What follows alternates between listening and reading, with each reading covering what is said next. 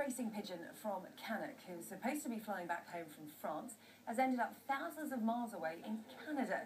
Percy the Pigeon was competing in a race that began in Fougères in Brittany on the 9th of June. He was supposed to fly 303 miles to the finish line in Staffordshire, but never made it. Instead, he turned up on Monday, a month later, in the Canadian city of Quebec, 3,000 miles from his starting point. Well, a well-travelled pigeon. Sky's Lisa Dowd is in Cannock for us. Pick up the story, Lisa. Well, every pigeon here is a finely honed athlete. And it is quite a perilous life being a racing pigeon, because on their way back from places like France, they can come up against birds of prey. They could be blown off course by bad weather. So a lot of lofts around the country expect to lose a couple of pigeons during a season. And so the owners here didn't expect to see Percy the Pigeon again. Did you, Bernard? Not really, no.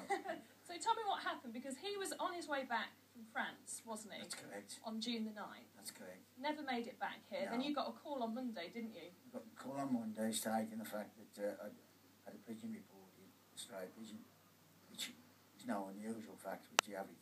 And I said, he said, do you want me to transfer it down? And I thought, well, it must be in Europe. So I said, yeah, you can do. He said, but unfortunately, it's in Canada. And I said, Canada?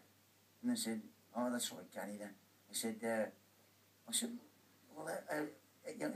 you know, it's Quebec, Canada. I said, oh my God. I said, I never heard one that way before, over there.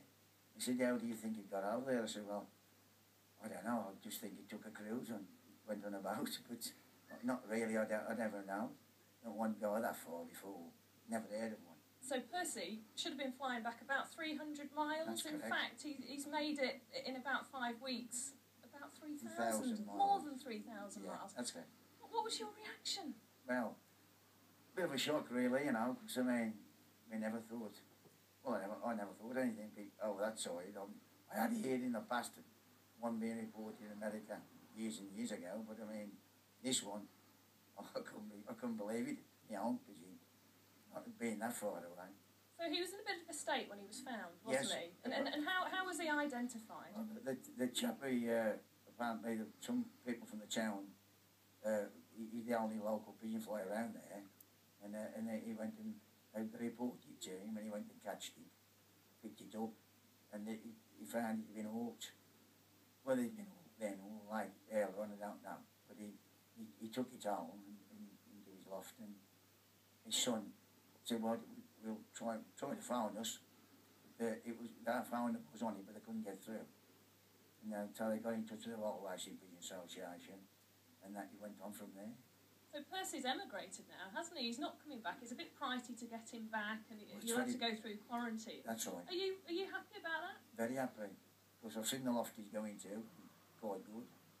Well, I think you said it was the Rolls-Royce. That's correct. Rolls-Royce of loss, lovely. Well, yes. Thanks for telling us Percy's story there, Bernard. And, I mean, it's very unusual, particularly for here, because every pigeon you've seen here has made it back from France before, except Percy.